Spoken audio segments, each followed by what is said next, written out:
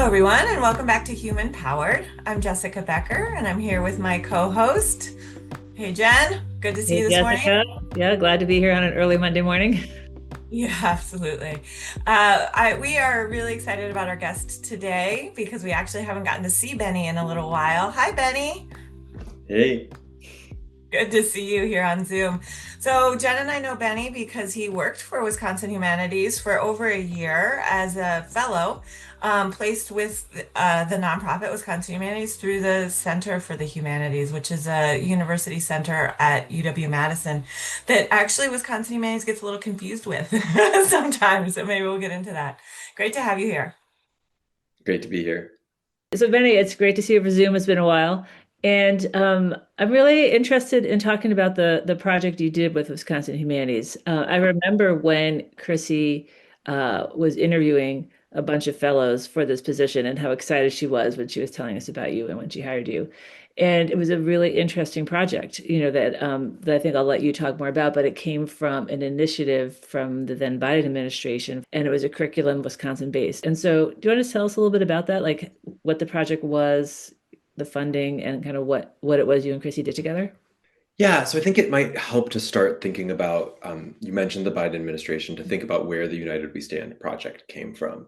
Over the last 10, 15 years, we had seen an escalation in what we think of as hate motivated violence, political motivated violence, some of it here in Wisconsin, like the shooting at the Sikh Gurdwara in Oak Creek outside of Milwaukee, and other things around the country, the shooting at the Pittsburgh Tree of Life Synagogue, a shooting at uh, a grocery store in a black neighborhood in Buffalo, a shooting at immigrant centers in El Paso. These were kind of these events that were escalating year after year. And the Biden administration said, we need to bring people together around how to address this hate motivated violence. So it started with a convening in Washington, D.C., where they brought religious and community leaders from around the country together to talk about these issues, and including some folks here from Wisconsin, like Masood Akhtar, who runs the We Are Many United Against Hate group that brings students and community leaders around the state together around issues of hate motivated violence, and division. And they really sort of set an agenda for every state to do something about hate crimes and hate motivated violence. And they gave money to the National Endowment for the Humanities, that then gave money to every humanities council, including Wisconsin Humanities, to do some project. And then I got hired through the Public Humanities Fellowship to come in and take that sort of mission and find a way to make it something. We decided that it should be accessible to high school students, something that we could describe for high school students, make relevant to high school students, and crucially make it seem local and important. I think it's often easy for those of us in Wisconsin to think about hate motivated violence and hate crimes, to think about hate groups as things that happen elsewhere, right? We think about the Deep South, we think about lynchings and the KKK, we think about things that happened either far away or a long time ago. And it was really important to us to be able to tell students today, like, this is something we're grappling with here, and this is something we're grappling with now. So that was sort of the origin of the project. And Chrissy and I got together and we did some research. We talked to kind of key community leaders from around the state. And we ended up building this program around a series of 8 stories that affected different communities around Wisconsin.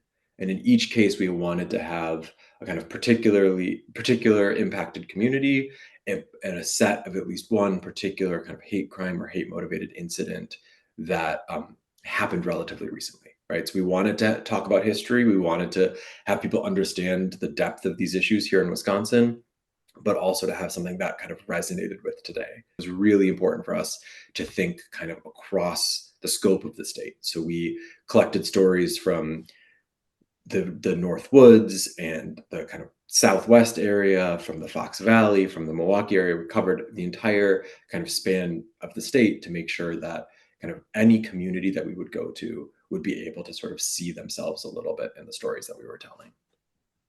So, but that must have been kind of intense. Did you come into it knowing a lot of those stories, or was it a sort of a process of research? So part of why this project was so great for me is because it combined two of the things that I had done previously and had really loved doing in the past. So before graduate school, I worked in Washington, D.C., and I worked in kind of the faith advocacy community, and in a large part on hate crimes. As a part of a big coalition in Washington that focused on hate crimes policies, hate crimes legislation. So I knew a lot of these stories. I knew the kind of patterns of these stories, how they worked, how kind of people recognize them, what happens, how communities come together, how law enforcement responds. But I didn't know a lot about them in Wisconsin. And then when I was in graduate school, my dissertation is on um, local politics in small cities in Wisconsin. So I have spent the last many years kind of watching city council meetings, reading local newspapers, getting a sense of kind of the deep political conflicts in every small community around the state. And so to bring those two things together, to find kind of what are the conflicts that are driving issues in small places in Wisconsin, and kind of how does that intersect with this larger national pattern of hate crimes and hate motivated violence, really made this project sort of come together, and sort of using those research skills to kind of identify those stories here in Wisconsin, and then find ways to kind of write them up and tell them for a high school audience.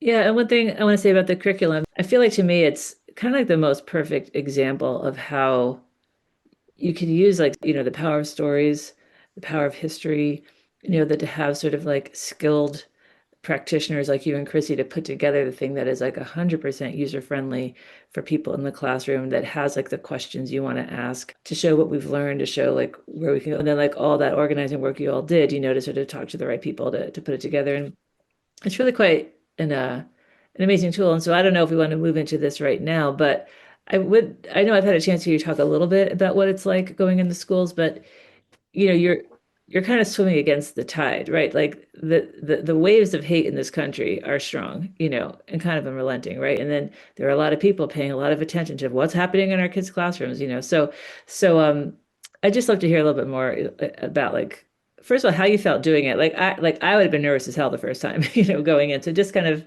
what was it like to go in there? Like what are some anecdotes from that experience? I mean, so I think it's important. One of the things that stands out kind of looking at this curriculum and doing this research is the role of young people on all sides of this issue, right? When you're looking at hate crimes, more often than not, the victims are young people, and more often than not, the perpetrators are young people, right? Hate hate groups, extremist groups prey on teenagers. They prey on college students. They get them to join their organizations, as we see all too often now, right? It is young people and who are more likely to commit acts of violence for a variety of reasons. But in this day and age, it's also young people who are more likely to push their communities to be more open, to be more equal, to be more accepting. And so, really, young people are where it's all about. So, going into schools was a super critical part of this project, because we knew we would be speaking to the people who were most impacted by every side of this issue. Um, it was nerve wracking a little bit.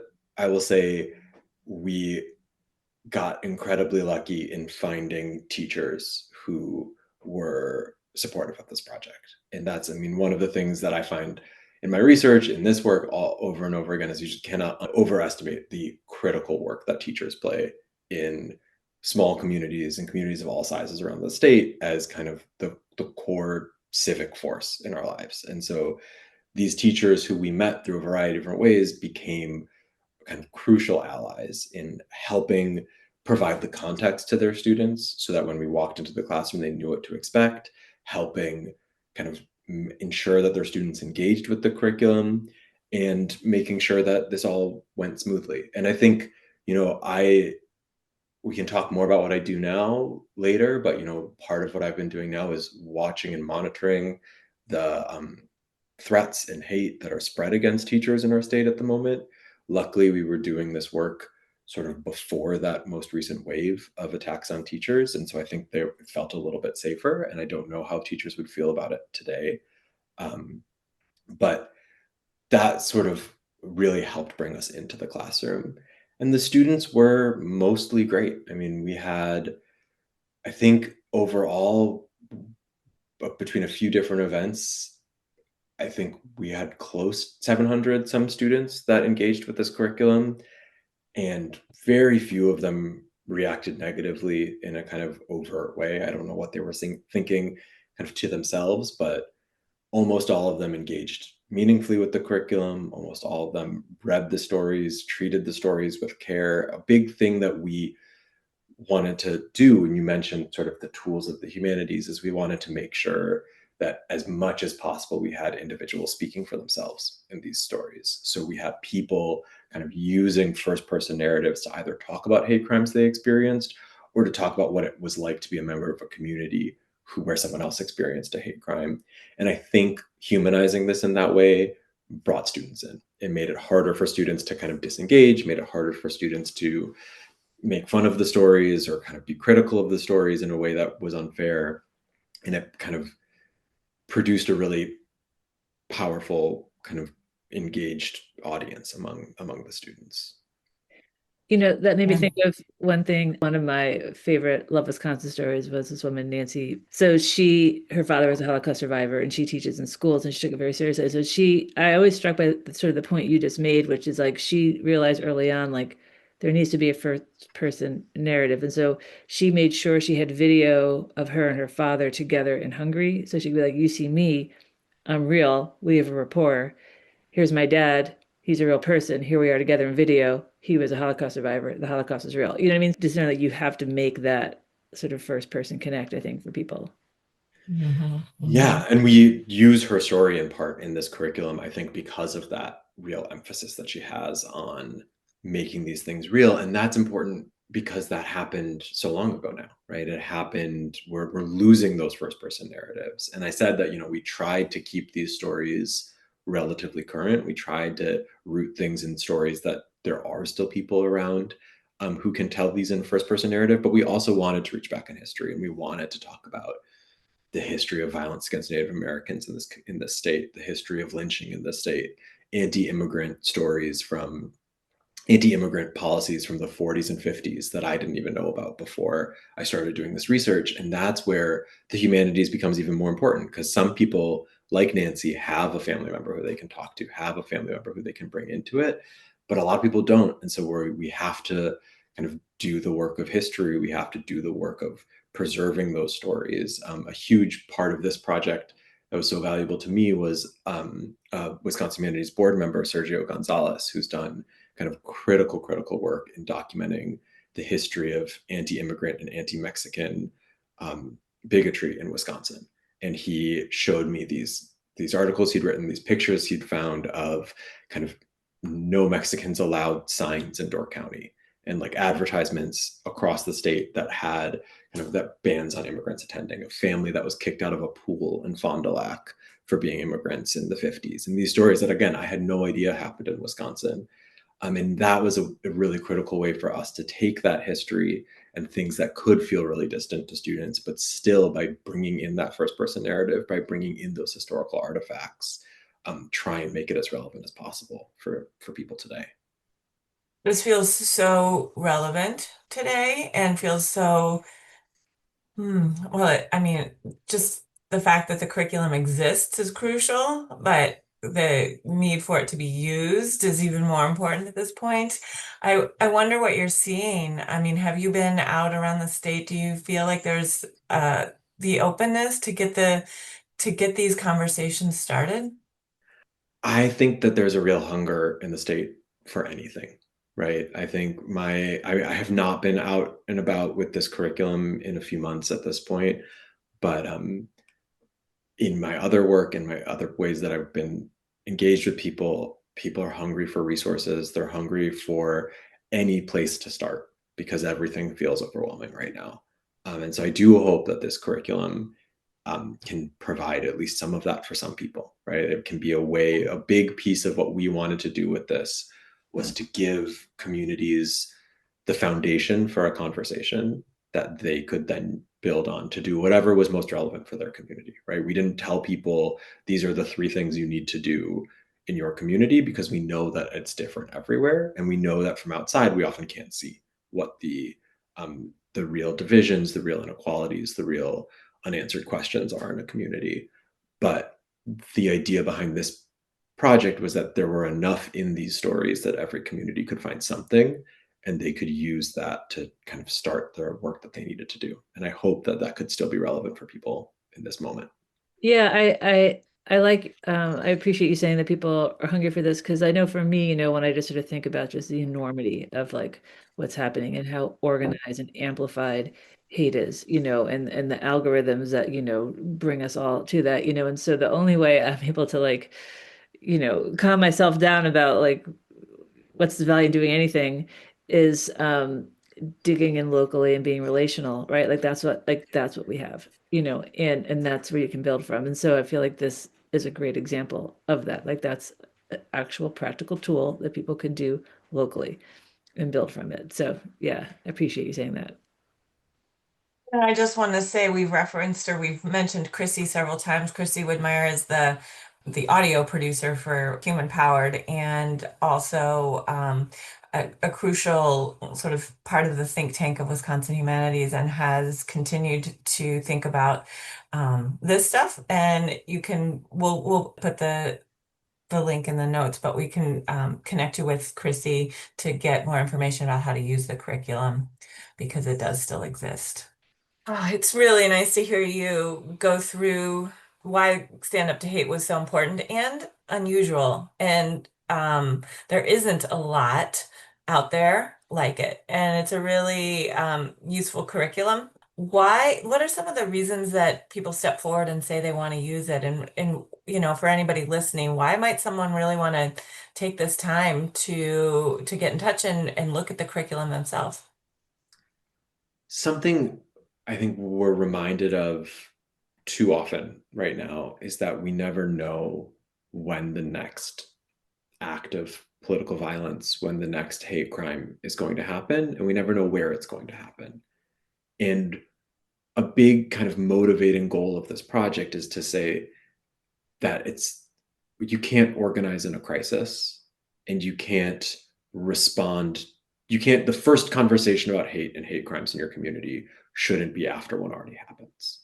And so one of the things we really wanted communities to think about with this project and wanted to do with this project is to give communities something to do before anything goes wrong, right? Before they join this list of cities that we all know where there has been acts of horrific hate motivated violence, so that you can engage with your community, you can find where those divisions are, you can figure out which parts of your community you're not connected into, right? To think about who are the connections you need, what are the communities you want to be able to support when an emergency happens, and how can you build those connections and build those relationships beforehand, right? That's a really crucial part of this project, is thinking we know that the possibility for hate motivated violence exists in every community. And we know that every community has vulnerabilities to this kind of violence, and every community has things that are going to make them resilient and strong in the face of this kind of violence. And so, what are the things that you can do now before something happens in your community to kind of look at those vulnerabilities, address those vulnerabilities, and invest in those things that will help you respond when it does happen? Yeah. So, well, Benny, you sort of mentioned how this work that you did at Wisconsin Humanities kind of dovetails nicely into what you're doing now. So let us know, like, what are you doing now? Yeah, so I've started a position with a research center based out of Princeton University called the Bridging Divides Initiative, which focuses on political violence, extremist mobilization, threats and harassment against public officials, and the early warning signs of political and violent conflict in America. And we have lead researchers in a number of states that sort of monitor all of these things on the ground, and I am our lead researcher in Wisconsin. So I'm the Wisconsin State lead for the Bridging Divides Initiative, and my job is to sort of half monitor political violence, threats and harassment, extremist mobilization in the state, and half provide support to civic organizations who are working to address these issues on the ground. That's, I mean, that sounds kind of heavy. I mean, that's important work, and that's just a lot for you to read in a day or in a week. It is a little heavy, but I'm so grateful to have a job that lets me read those things and be able to do something about it, right? So similar to the Wisconsin Humanities Project, right? To be able to discover things that are happening that are frightening, but be able to call the people who need to know about it and say, this is happening in your community. This is what we can do. This is what we should do about it, right? So I recently helped write a report in which we found the kind of 3 cities in Wisconsin where a couple of white nationalist groups were most active, where they had been posting the most on social media. And now we've been working with communities on the ground in those places to figure out how to respond, how to have a proactive, kind of productive response to that work, Yeah. to that activity. And that's been so meaningful to me. Yeah.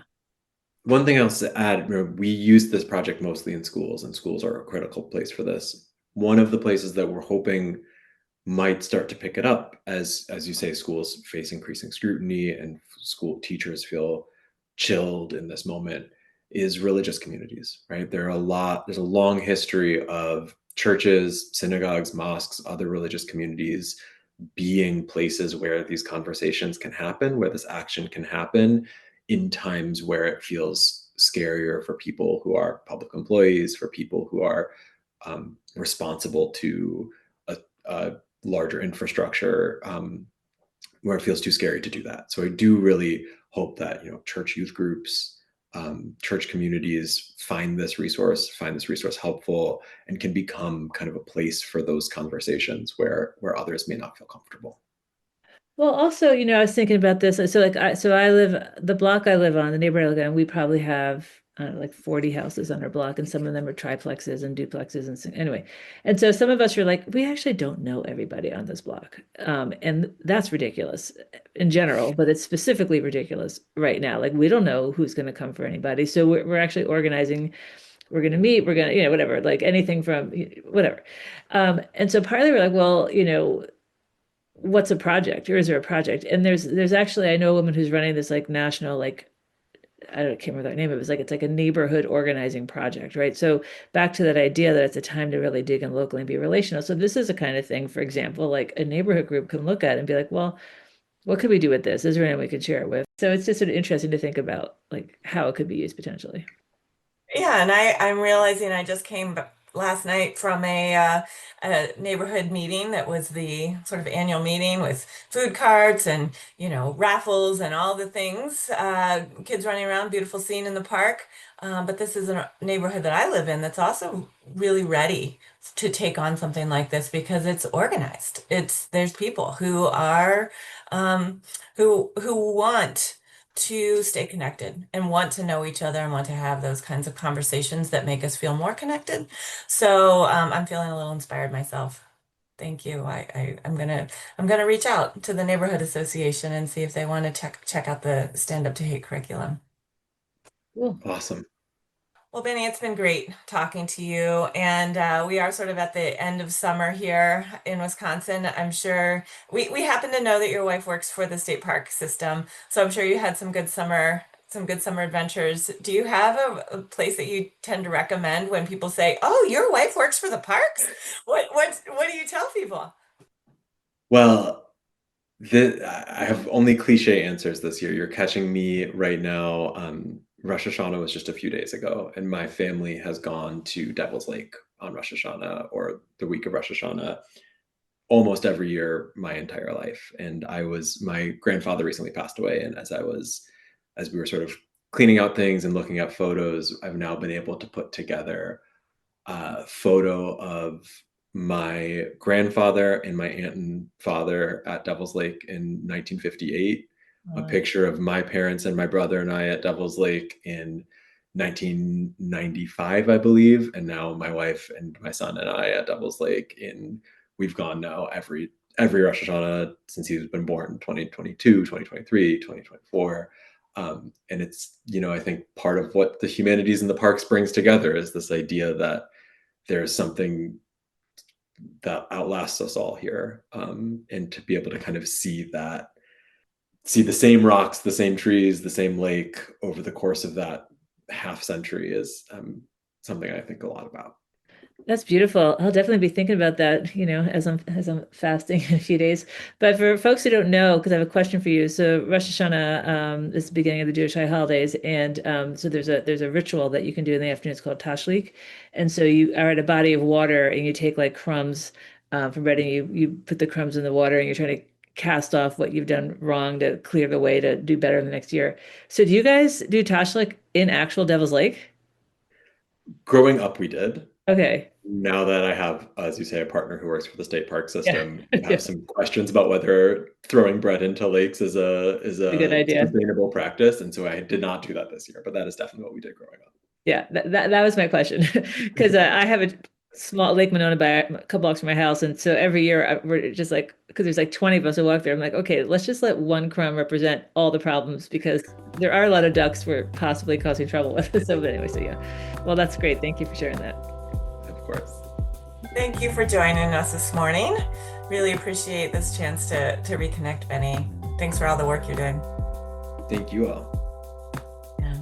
All right. Good to see you. Good to see you. We'll stay in touch and we'll put the link to the Stand Up to Hate curriculum in the notes. Awesome. Take care, Benny.